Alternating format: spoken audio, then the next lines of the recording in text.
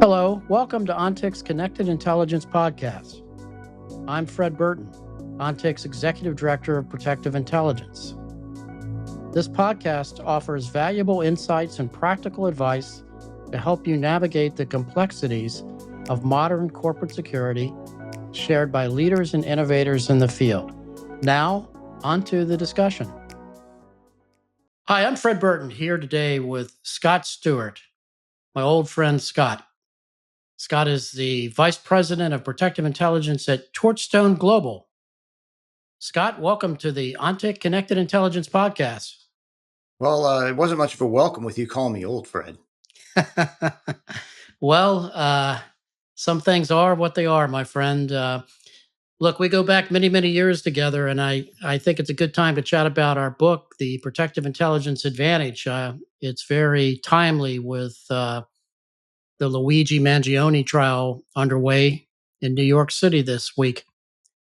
As you look at that, Scott, and I know we reflected upon that in the first chapter of our book, how do you think that's changed executive protection? Well, I think one of the things that it really highlighted was how easy it is to kill somebody. Not only for would be attackers, but I think that board members, spouses, and CEOs and executives themselves started paying attention to the threat that can be posed by people with very little training and really not a lot of resources. And it was just, I think, a shocking wake up call to the business community that it's time to start taking threat actors and grievance collectors seriously, and to really start focusing on things like corporate security and protective intelligence.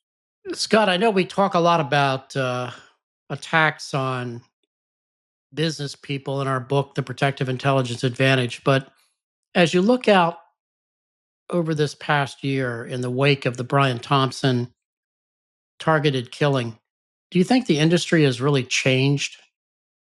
I think it is definitely changing, and it wasn't only the Thompson case, right? We also had that Trump assassination attempt. We had the Charlie Kirk murder. We had that the killing spree in Minnesota targeting the lawmakers, and I think more and more people are understanding that there is a need for protective intelligence, for security, and also that these attacks don't just pop up out of nowhere.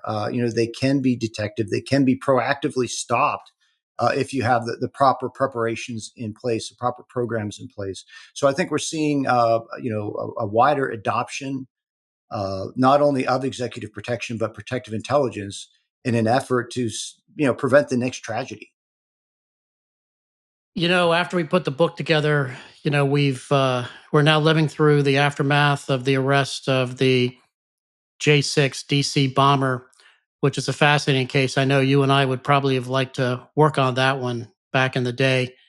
And you look at the evolution of technology in our industry today, which for me has been one of the biggest game changers that I think I've seen in the history of the business.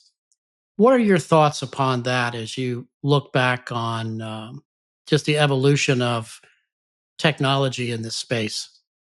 Well, certainly, in that J6 case, we saw not only and really going back to the Thompson murder too, the extensive CCTV coverage that we have in most of these cities that really enables the cops to track people after the after the fact. Unfortunately, usually it's an investigative tool more than a preventative tool. But the same thing goes with the way that they used the cell phone data in this J6 case to compare that in big data terms against the people who had bought certain components that were used in the device. So I think that there are a lot of new tools that are out there, and those are great for investigating things after the fact.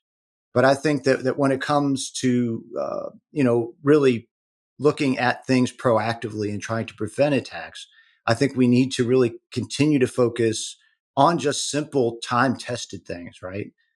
Whether that's looking for pre-operational surveillance, whether that's doing proper advances, whether that's having security at all where it's needed on an event. So I think that there's a lot of simple things that we shouldn't overlook just because of the security. Sure, the technology, or because of technology. The technology is great and it's very helpful, but it's not the be all end all. It's really supplemental, and it's also only as good as the people that use it. I mean, here we are on the Ontic podcast, and Ontic is a great tool, along with a lot of the other tools that are out there. But if you don't have good analysts operating the tool, it's not going to be as effective as it can be. So you really need that human factor. You need that skill in addition to just the technology itself. And you said something that I continue to go back on, Scott. Maybe it's my age or just the time of length in this business, but there is that brilliance and simplicity when you start thinking about, have we overcomplicated at times the executive protection process today? Yeah, I think that perhaps some people have, or they just aren't paying attention to the basics. And as we talked about repeatedly in the book, there are usually indicators, such as pre-operational surveillance and other activities tied to the attack cycle that can be seen and can help detect these attacks, but only if people are looking for them, right? So you actually have to make the effort to detect that surveillance, to see when somebody is deploying for an attack or acquiring weapons. So yeah, we definitely need to continue to focus on those basic things, even as we adopt these new technologies. Yeah, we learned a long time ago that you can't find surveillance unless you're looking for it. And I wonder at times, do people really know what to look for, as we talk about in the book as well? I think that could be a lost art. What do you think? Yes and no. I think but a lot of it is just situational awareness. As there again, just going back to the Thompson case, we had some pretty good CCTV coverage of Mangione as he was lurking outside the Hilton, by the building across the street there. And he was lurking. You look at the demeanor, he had no cover for action. There was no cover for status. He was just there, looked out of place, with the hood and the mask and everything. And so a lot of it is just specifically, looking for things that don't belong, people that don't belong. And that's one of the things that we're always working with our EP teams, when we're doing our EP training, trying to really focus on the demeanor. And from our training back at the government time, when we use that acronym TED, to look for surveillance with time, environment, distance, and demeanor. But demeanor is the biggest one, and really the thing that sticks out, especially when you have somebody that's not trained, right? And most of these attackers that we're seeing now really don't have a high degree of tradecraft when it comes to conducting attacks. And so they don't really have the ability to conduct surveillance without being detected, but only if somebody's looking for it. And you can go back through the history of time and targeted assassinations, which we do address to some degree in our book, and think about that lone threat actor that must deploy out to that scene or venue in order to get eyes on that target. And the unknown variable, and it's something that I still struggle with, Scott, and I think that the government, the industry, still has not done a good job with just collating data on target sets that were surveilled but not hit. For example, you and I both know, well, we know for a fact that Mangione looked at other targets or another target. We also know that, based on our experience, that this J6 bomber that was picked up, in all probability, started with a bigger list of potential targets. And for me, I think, or for our industry or for protectors, I think we really need to know what those other target sets were. And every kind of attack that we've studied and looked at, there's always been multiple targets that are looked at. What do you think? Yeah, no, I'm totally in agreement there. That's important data, and it's generally overlooked, right? Because they're just, especially since most of these things become, a law enforcement issue, not necessarily protective intelligence issue. So they're looking just at that one suspect and that one target. And another good case was the Minnesota spree killings Right. and shootings out there. Where we had that whole notebook of people that were being looked at. Even we know that the Trump shooter in Butler, the would be assassin, had looked at other potential targets. So you're definitely right that it's important. The other thing that I think we miss sometimes, Fred, is a focus on the how a little bit more, as far as how did they conduct the surveillance. There's really not that much focus on that in a typical criminal investigation, which most of these end up being, just a criminal investigation, not necessarily a protective intelligence investigation. And so there's a lot of that kind of data, that the how of those attack cycles that just kind of gets missed. That could be very important for people who are trying to prevent attacks and not just convict someone who's conducted one or attempted to conduct one. We'll get back to the conversation in just a moment. But first, I wanted to tell you about ONTIC resources. In the world of safety, security, and protection, we know that gathering and sharing information is crucial. That is why we created our Resource Center as a hub for security strategies, best practices, and tools and tips to do your job more efficiently. Take a look at our articles, checklists, guides, industry frameworks, and more. Check out the link in the episode description to visit ONTIC resources or visit ontic.co/resources. It's a great point, Scott, and you made me think of something else. I also think, to your point, that in the course of the interviews or interrogation of these threat actors, I just don't think those questions are being asked, primarily with the laser focus of the prosecution of just that case, which I get, I understand completely.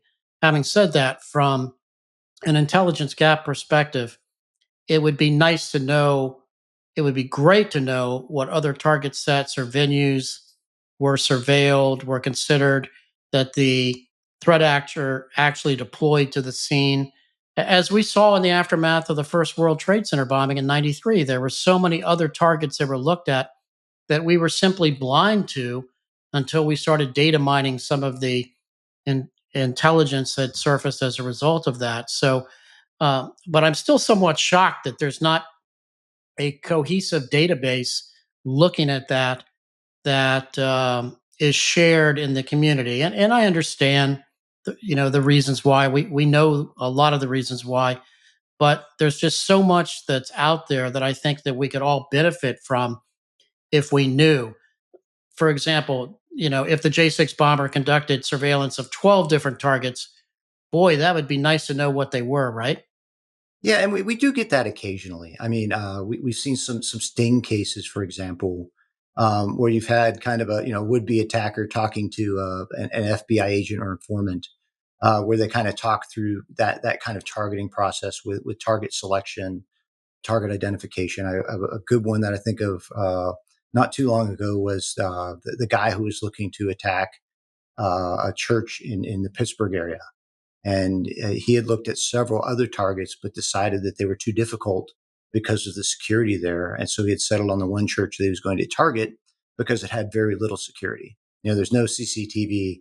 They didn't have good access control, that sort of thing. So we do see that stuff occasionally, but unfortunately not enough. And we would really, it would be useful. And even if it's anonymized a little bit, okay, we don't have to know that it was John Smith, the president of Acme Co., that was looked at. But even if we had some generalities, this person also looked at a tech executive and decided against targeting the tech executive because it was too difficult.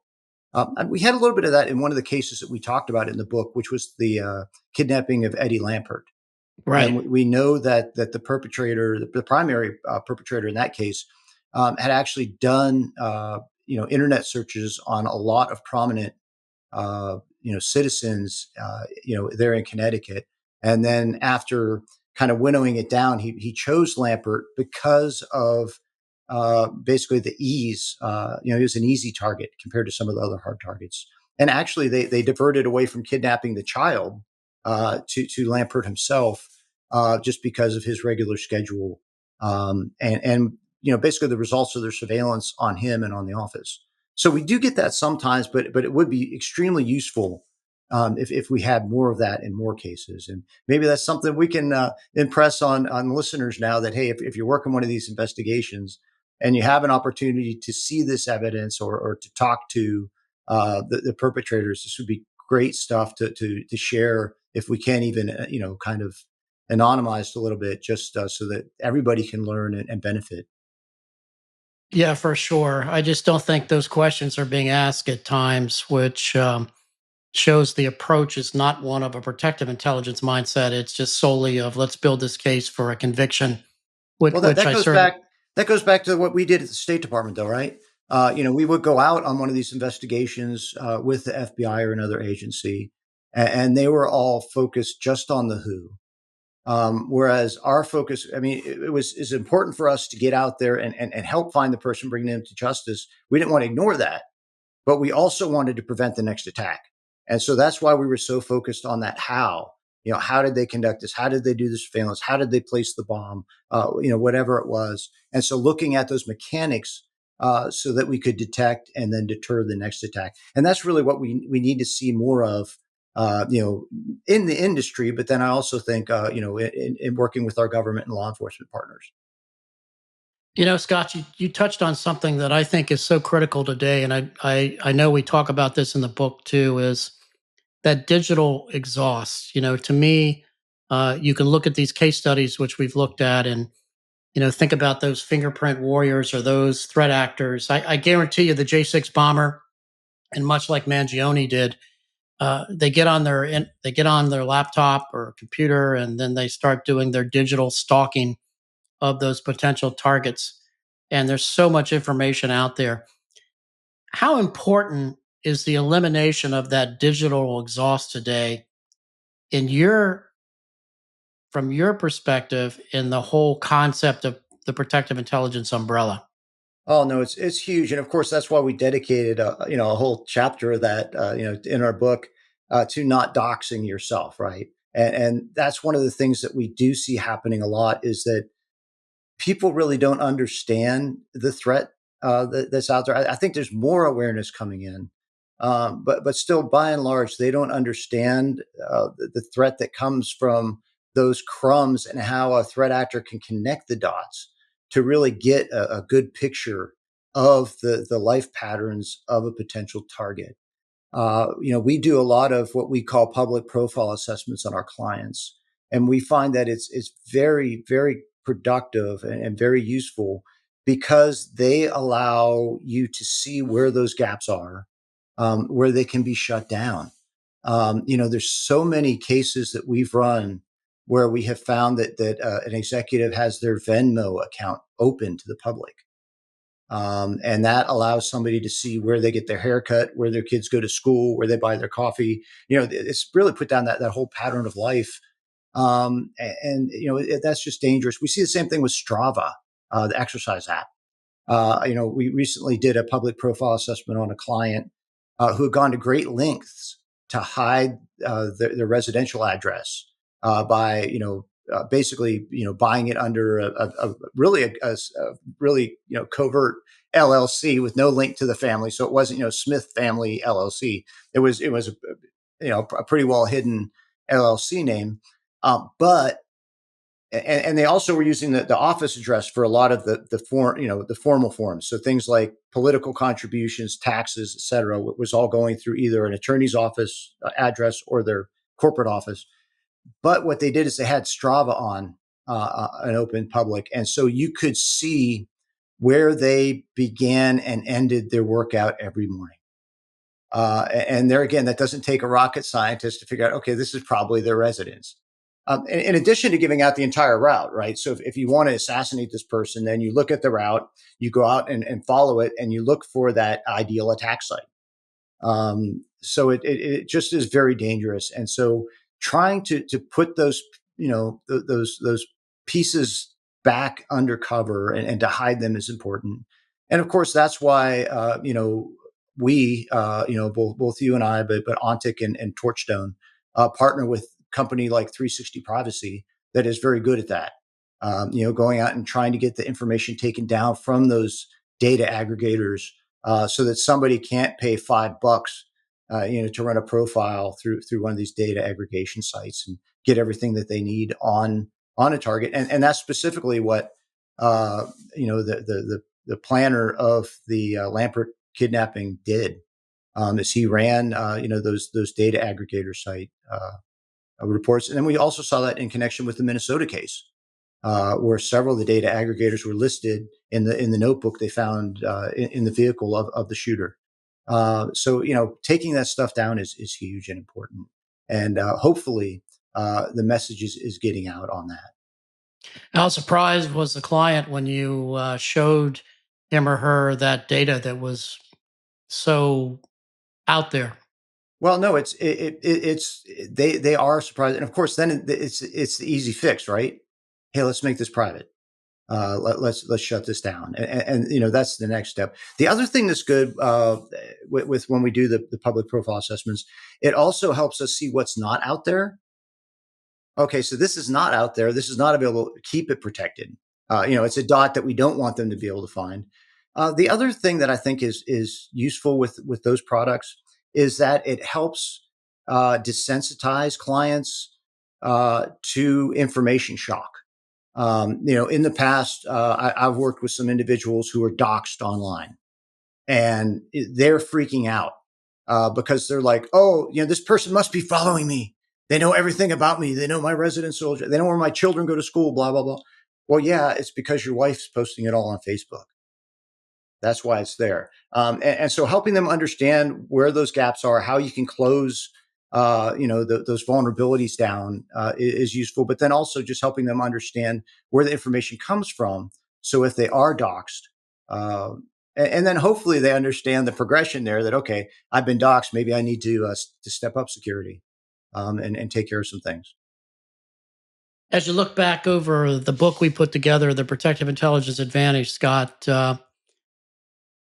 what do you think are a couple key takeaways that folks that read the book? I know we've gotten some. It's been very humbling and um, great to see. We've gotten some pretty good reviews on LinkedIn and social media and so forth on the book. What are a couple of key takeaways that you would like to stress? Well, a lot of those takeaways so far have been from security professionals, which is great. Like you said, it's humbling to know that people with a lot of experience are finding it useful. But really, I also would like to point out that you don't have to be Fred Burton to be able to do a lot of this stuff. You can practice good situational awareness. You can see, people conducting bad surveillance if you're looking for it. And so, we provide a lot of tools in the book that obviously are useful to executive protection teams and protective intelligence teams. But there's a lot of stuff in there that is used, that can be useful just for everyday people in keeping themselves and their families safe. And it doesn't have to just be a crazed gunman that has a grievance, against your company, but it can be an ordinary criminal that is targeting your family. So there's a lot of information in there that I think can be used for pretty much everyone to keep themselves and their families and their community safe. Very well said. Now, we always end our interviews, Scott, with this question. So, what does connected intelligence mean to you? Well, connected intelligence is everything, because and how I see it is the whole progression, right? It goes from the collection to the processing, the analysis, the reporting to the end user, and that whole chain is so significant and so important. And I think that sometimes people miss the idea that intelligence is for that end user. It's we always had these things everywhere when I was at Fort Huachuca back in the mid '80s, right? Intelligence is for the commander. But I think that unless you keep the actual consumer of that intelligence in mind, sometimes you can kind of miss the boat there. So when we're thinking about connected intelligence, not just our systems within, but the people that intelligence is connecting is important as well. Very well said. Well, Scott, as always, thank you for what you do there at Torchstone. I know you're a wonderful partner to Ontic, and It was great collaborating on the Protective Intelligence Advantage with you. And thank you so much for being on our podcast today. Well, thanks for having me, Fred. Thanks for listening in. To find more episodes, visit us at ontic.co/podcasts. Don't forget to rate and subscribe on your streaming platform of choice. Know someone who would be a great podcast guest? Or have questions you'd like us to answer? Email us at podcast@ontic.co. This episode was produced by AJ McKeon. And I'm Fred Burton. Thanks for listening.